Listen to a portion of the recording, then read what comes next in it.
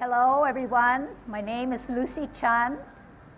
Welcome to the first of a two-part series, the first ever to be held in Hawaii. We are gathered here to meet, interact, and soak in the wisdom of an internationally recognized authority of Tai Chi from China. We undertook the arrangement of this program to take advantage of a rare opportunity. The planning and organizing of this unique and exciting program was made possible through the hard work and coordination efforts of my colleagues. Sally Lee in the back in yellow endlessly devoted her time and energy to coordinating activities in our Tai Chi community. Dr. Lockwood Young, sitting there, who through his contacts in China made it possible to coordinate Professor Lee's vacation in Hawaii with an opportunity to meet and address our Tai Chi community. UH Manoa Professor Lipiao Lim, with his background in Tai Chi, has graciously volunteered to be our translator. Last but not least, my husband Ken, on camera, with our grandson Brennan. We are volunteer producers for Olelo Community Media. Today, we are privileged and honored to have with us Grandmaster Lee Deyin and his wife, Master Fong Mishu. Let's give them a warm aloha. Professor Lee is one of China's martial arts treasures in Tai Chi. In addition to being a distinguished judge throughout his career, he is a master trainer of the first generation of Wushu judges around the world. He is the originator of Yang 42 and 48-step Tai Chi. He is also the highest authority on 24-step simplified Yang style, 88-step traditional Yang style, Wudong Tai Chi sword, and the 32-step. He also created the Kung Fu fan routine with his daughter and his wife, Master Fong Mishu. Professor Lee has authored books, created DVDs, and continues to promote, standardize, and modernize Tai Chi according to traditional principles. We are indeed privileged and honored to have this opportunity for Professor Lee to speak and instruct us today and impart his wisdom, knowledge, and experience to help us improve our own Tai Chi. Let's give Professor Lee Deyin a big, warm aloha.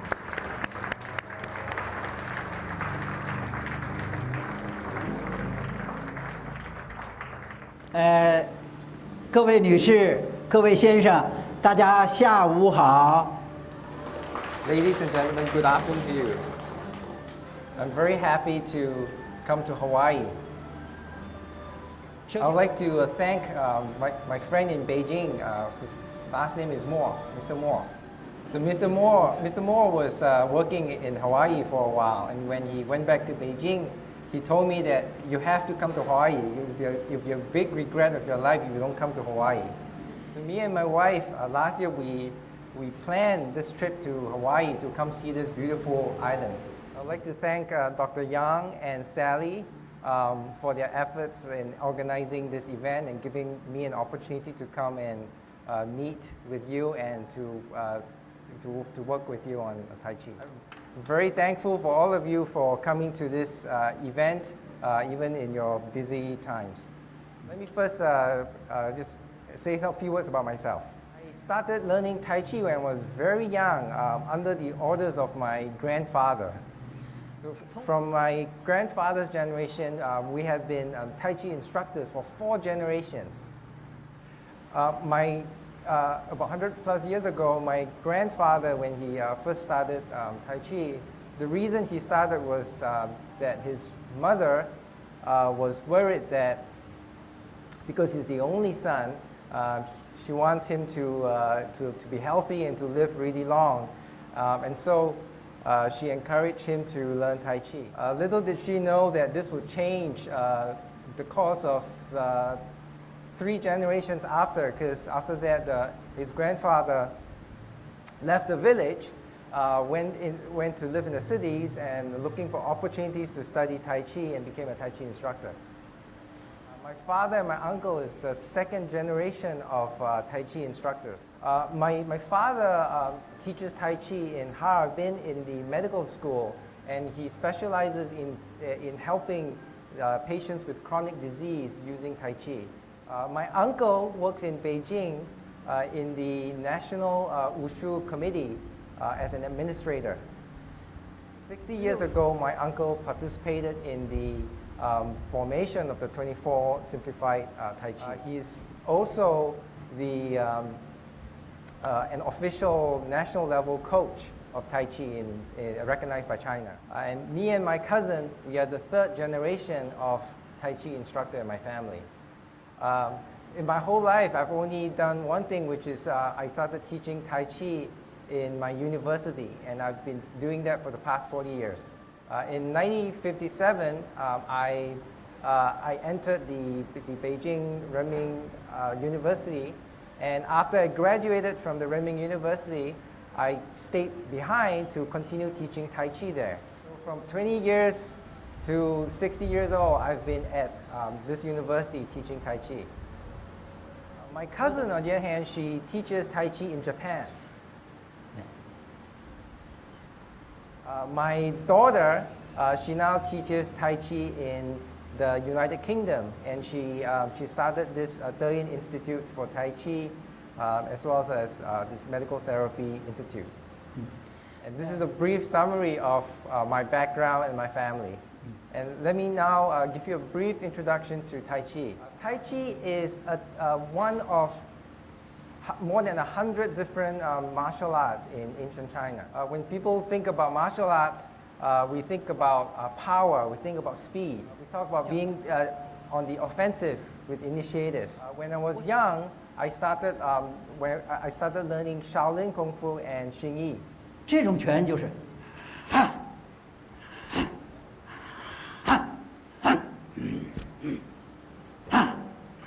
Is very different. Tai Chi talks about using the soft to overcome the hard, using stillness to overcome movement. So Tai Chi talk about when the opponent doesn't move, I don't move. But when the opponent starts to attack, I will counterattack. So Tai Chi has the idea that it's gentle like a lady, but when it attacks, it's ferocious like a tiger. So when the opponent attacks, Tai Chi doesn't try to overcome power with more power, but it tries to use clever techniques to deflect and tries to use less strength to overcome a lot of force. So the creation of Tai Chi was heavily influenced by ancient Chinese culture. For example, in Confucius thought, there's the idea that we should always be polite first, and basically that means that I do not attack first. And I wait for the opponent to attack before I start to attack. And another example from Taoist thought is Tai Chi is like water, and water is, although it's very soft, yet it can dripping water can put a hole through a stone. So water, even though it's very soft, can be very powerful. And Tai Chi as a health exercise is also very unique, because it doesn't emphasize on power and speed. Instead, it emphasizes on having stillness within movement. And so it uses very soft and gentle movements. So in Chinese health exercise, there are 2 big schools of thought. One that emphasizes stillness, and one that emphasizes movement. In the ancient Chinese medical text, the Huangdi Classic, it talks about stillness, and that when the person is naturally still and calm, there's no way for sickness to enter into his system. So he doesn't fall sick So in China, there are many types of health exercises like Qigong, as well as in Buddhist Zen meditation. Those all belong to the stillness school of thought. There's another school of thought. In the Three Kingdoms period, there's a famous medical physician called Hua Tuo, and he proposes, he's a proponent of the movement camp. And in the movement camp, the idea is that, for example, water that keeps flowing doesn't stagnate. And hence, if you keep moving, you won't get sick. There's no stagnation. So basically, if you keep moving, your joints will be lubricated. You won't get sick. So in Tai Chi took the best of both worlds, and took some from the stillness camp and took some from the movement camp, and it combined it into Tai Chi. Tai Chi, of course, because of its martial arts background, of course, it has movement, and there's a lot of movement. But it also uses notion of stillness in the gentle movements, in the continuous and flowing movement, in order to achieve stillness in movement. So Tai Chi has an emphasis on the mind. And so the physical movement, of course, benefits your physical body, but the stillness part of Tai Chi benefits your mind, and it helps with your overall mental health. So not only Tai Chi has this characteristic, even the yoga exercises from India has very similar characteristics too, where there's an emphasis on calming the mind. And hence, we can think of Tai Chi and yoga as very similar type of arts. So I would also like to then ask is that, does anybody know what does Tai Chi really mean? So Tai Chi Chun, which is the Tai Chi martial art, is only several hundred years old. But the philosophy or the thought of Tai Chi, the Tai Chi thought, that is at least 3,000 years old. It came from the Book of Changes, also called the I Ching. In the Chinese classical studies, there's a notion of 4 books and 5 classics. And the Book of Changes, I Ching, is one of the 5 classics, and that's why it's called the I Classic. Now, originally, the Book of Changes, or I Ching, was used for fortune telling. But later on, it became a scholarly pursuit. It became an academic topic. So the Book of Changes, or I Ching, is based on Bagua, which is the 8 trigrams. And if you're familiar with 8 trigrams, each trigram has 6 strokes, right? Either broken stroke or full strokes. And those are used to represent different configuration, the different states or different things in your life, and they interact in mysterious ways that then people use to determine whether you're going to have good fortune today or bad fortune today. Now, in the Bagua, the 8 trigrams, there are many configurations, but they all originate from the 8 trigrams. And the 8 trigrams then is then based on yin and yang. Yin and yang, however, originally comes from Tai Chi, and so that's where the notion of Tai Chi came from. So in a more basic way of understanding this is that Tai Chi is a representation of all the changes in the world. So later on, scholars started using these notions to explain what's happening in the world around them. And they further theorized that in the beginning of the universe, there's only 2 main forces, yin and yang, and that creates everything that we see today. So the Tai Chi martial art, in using the notion of Tai Chi in its name, basically signifies that the martial art is one with nature. It goes according to the natural law. And thus is able to encompass all types of changes in the world. I'll also like to address 2 common questions. I've heard some people say that Tai Chi is for old people, and I think that's wrong. So in my university, there are 3,500 students every year, and every year they have to they have two requirements. They have two physical exercise requirements. One of them is learning Tai Chi, and the other one is learning swimming. So at my university, Tai Chi is it's a required class. So if you do not pass that class, you cannot graduate. And so if you cannot pass the class, you're going to retake it or retake the exam. You're going to pass it before you can graduate from the university. The reason why we make this requirement at university is that we realize that young people are actually much more stressed than the older people. They have stress from everyday life. They have stress from competing in academics. And so they really need Tai Chi to help them to calm down and to de-stress and to lead a more healthy life. Through Tai Chi, we are trying to teach the young people to be able to remain calm in the face of difficulties and challenges. We're teaching them to be able to hold on to principles in the face of difficulties and challenges. And hence, we are helping them this is a really important life skill for them. Another objection that I've often heard is that some people say that practicing Tai Chi can hurt your knees. And I'm going to address that now. So in my family, we're 4 generations of Tai Chi practitioners, and none of us have any knee problems. Last year, in one of the conferences, I've met with a 80-plus-year-old person from a Tibetan tribe. And when he was young, he hurt his knees. He couldn't walk, and he has to use a walker. And he also had some tumors in his lung, so part of his lung was removed.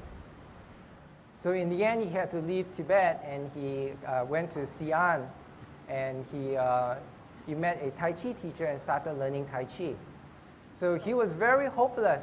In fact, he was so hopeless that he basically broke all his pots and pans in Xi'an and was ready to give up.